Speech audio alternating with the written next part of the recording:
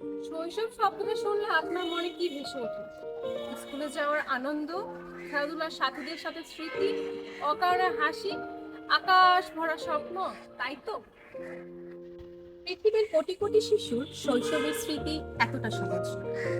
যে বয়সে তাদের হাতে থাকার কথা বই খাতা, সেই বয়সে অনেক শিশুর হাতে থাকে কাজের সরঞ্জাম। যে বয়সে তাদের শ্রেণীকক্ষে থাকার কথা, সেই বয়সে তারা কাজে ব্যস্ত হয়ে পড়ে বেঁচে থাকার লড়াই। শিশুশ্রম শুধুমাত্র বেঁচে থাকার লড়াই না, শিশু তার শিক্ষা থেকে বঞ্চিত হওয়া, তার সম্ভাবনার দ্বারগুলো সংকুচিত হওয়া এবং ধীরে ধীরে তার স্বপ্নগুলো বিলীন হয়ে যাওয়ার গল্প।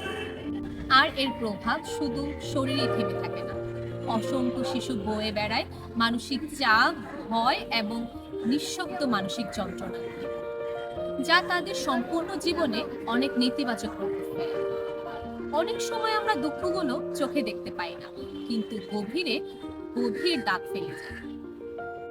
প্রতিটি শিশুই তার জীবনে এক নিরাপদ পরিবেশ প্রাপ্ত, যেখানে সে প্রশ্ন করতে পারবে, শিখতে পারবে, ভুল করতে পারবে, আবার নতুন করে শিখতে পারবে।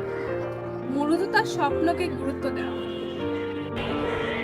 কারণ কোনো শিশু তার প্রাপ্তবয়স্ক জীবনের ভার তুলে নেওয়ার জন্য জন্মায় না, তারা জন্মায় আলো নিয়ে, স্বপ্ন নিয়ে, একটি সুন্দর ভবিষ্যৎ নিয়ে।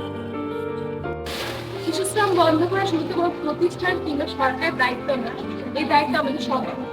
পরিবার, বিদ্যালয়, আশেপাশের মানুষ, মূলত প্রত্যেক সচেতন মানুষের দায়িত্বে শিশুশ্রম বন্ধ করা।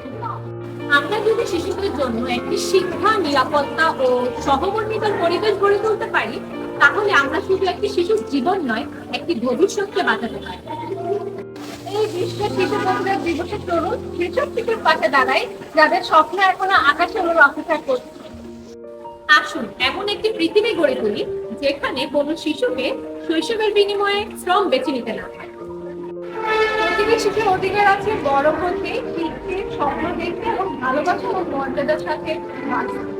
কারণ প্রতিটি শিশুর সুন্দর শৈশবের অধিকার।